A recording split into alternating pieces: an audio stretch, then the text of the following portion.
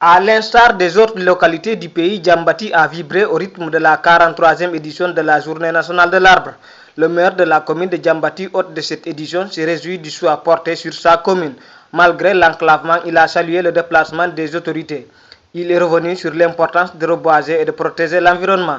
ñu ñëw tuuti ci affaire importance garab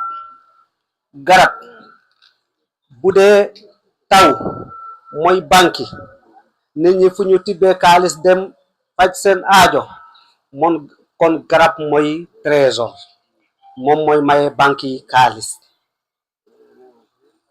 taw bi moo ñu maye meññeef di rafetal suñu tool yi ak suñu jardin yi mais taw bi tamit ci garab yi lay jëlee source loolu sa doy na pour ñu màggal garab. Le lieutenant Mamadou Lamine Ndiaye, chef de secteur des eaux et forêts de Bunkiling, est revenu sur le choix de Djambati pour abriter cette cérémonie. Selon lui, la commune dispose d'un fort potentiel forestier à préserver.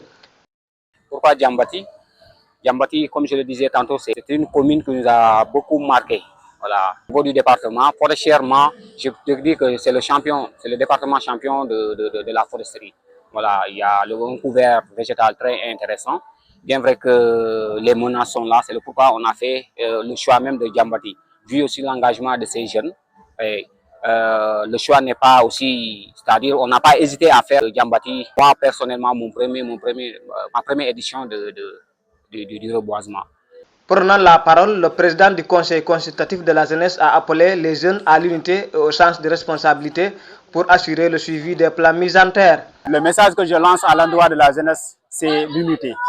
Qu'ils s'unissent et s'engagent et surtout cet engagement va forcément générer la force. Et c'est une force qui ne va jamais tomber. Et c'est pourquoi j'invite toujours à la jeunesse à l'unité. La jeunesse à l'engagement et la jeunesse à la force. Le préfet de Bunkiling, Boubacar Sagna, a pour sa part souhaité l'implication de tous pour le suivi et l'entretien des arbres. Donc aujourd'hui, nous avons tenu à célébrer la 43e édition de la Journée nationale de l'arbre.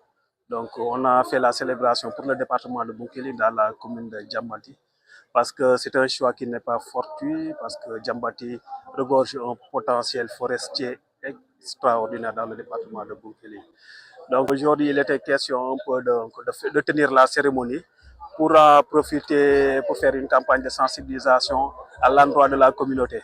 Parce que cette année, le thème porte sur des plans aux arbres, la responsabilité aux communautés.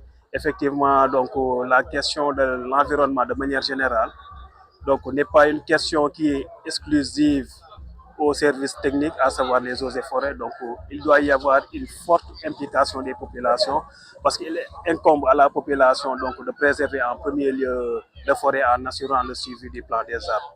C'est pourquoi cette année, on a tenu quand même responsabiliser les communautés, les populations, la jeunesse, donc pour assurer un peu le suivi. Donc. La cérémonie a pris fin sur une importante annonce du préfet. 3 programmes d'électrification sont programmés pour la commune de Djambati, une décision qui va, selon lui, donner un bol d'air à cette population.